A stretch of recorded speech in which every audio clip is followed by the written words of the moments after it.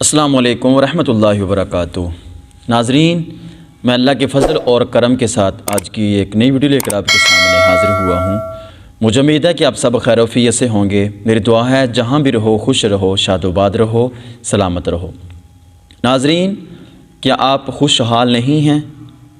آپ پریشان ہیں، آپ تنگ دست ہیں اور آپ طرح طرح کی مصیبتوں کے اندر مبتلا ہیں، تو ایک چھوٹا سا وظیفہ میں آپ کو دینے لگا ہوں۔ بڑا پاورفل اور بڑی ہی برکتوں والا وظیفہ ہے، لیکن اس کے لیے ضروری ہے کہ آپ نے نماز 5 وقت ادا کرنی ہے، اس کے بعد چھوٹے بڑے گناہوں سے اپنے آپ کو بچا کے رکھنا ہے، اور اس کے بعد قرآن کی تلاوت ضرور کرنی ہے۔ یہ 3 کام کرنے کے بعد چوتھا کام جو ہے وہ وظیفے کا ہے، کیونکہ اگر نماز نہیں پڑھیں گے، اگر آپ قرآن کی تلاوت نہیں کریں گے، اگر آپ اپنے آپ کو گناہوں سے باز نہیں رکھیں گے، تو پھر وہ وظیفہ آپ کے کام نہیں آئے گا۔ لیکن وظیفے کو اگر آپ نے اپنے مقصد کے اندر اس وظیفے کو کرنا ہے، اپنا مقصد پورا کروانا ہے، تو اس کے ساتھ ساتھ آپ کو نماز پڑھنا پڑے گی، قرآن کی تلاوت کرنا پڑے گی، اور اس کے ساتھ ساتھ آپ کو چھوٹے بڑے گناہوں سے اپنے آپ کو محفوظ رکھنا پڑے گا۔ اگر آپ یہ نہیں کریں گے تو پھر آپ اسی طرح پریشان رہیں گے، اسی طرح در بدر کی ٹھوکریں کھاتے رہیں گے۔ لیکن میں تو یہی مشورہ دوں گا کہ آپ نماز بھی پڑھیں، قرآن کی تلاوت بھی جاری رکھیں، اور چھوٹے بڑے گناہوں سے اپنے آپ کو بچائیں، اور اس کے بعد جو کام کرنا ہے وہ وظیفے کا ہے، تو وظیفہ آپ کریں۔ انشاءاللہ تعالی دن بدن آپ اپنے حالات کو بہتر ہوتا ہوا خود دیکھیں گے۔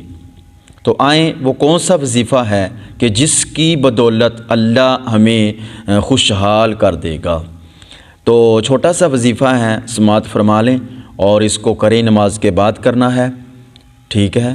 اور چلتے پھرتے اٹھتے بیٹھتے اس کو کثرت کے ساتھ کرنا ہے، تو انشاءاللہ تعالی 2-4 دن کے اندر اندر آپ تبدیلی دیکھیں گے۔ تو آئیں، سماعت فرما لیں۔ یا مالک الملکی، یا مالک الملکی، اس وظیفے کی آپ نے کثرت کرنی ہے۔ نماز کے بعد ضرور اس کو کثرت کے ساتھ پڑھنا ہے، اس کا ورد ضرور کرنا ہے، جتنا ہو سکے 11 بار کر لو، یا پھر 40 بار یا 50 بار یا 100 بار، ویسے بھی یہ بڑا آسان ہے، اور آسانی کے ساتھ اس کو آپ پڑھتے رہیں گے۔ تو جتنا آپ کے پاس ٹائم ہے نماز کے بعد اتنا آپ وظیفہ کریں، زیادہ اس کو آپ نے، یعنی کہ تمہارے اوپر زیادہ میں بوجھ نہیں ڈالنا چاہتا، صرف اس کو جتنی آسانی کے ساتھ آپ پڑھ سکتے ہیں، جتنا آپ سکون کے ساتھ پڑھ سکتے ہیں اتنا وظیفہ کریں۔ سونے سے پہلے کثرت کے ساتھ پڑھ لیں، نماز کے بعد پڑھ لیں، چلتے پھرتے اٹھتے بیٹھتے، اس کو اپنا معمول بنائیں۔ انشاءاللہ تعالی میرے رب نے چاہا تو آپ کے حالات پہلے سے بہتر ہو جائیں گے اور آپ خوشحال ہو جائیں گے۔ لیکن آپ نے وہ کام نہیں چھوڑنا جو میں نے پہلے بتایا، نماز، قرآن کی تلاوت اور گناہوں سے باز رہنا ہے۔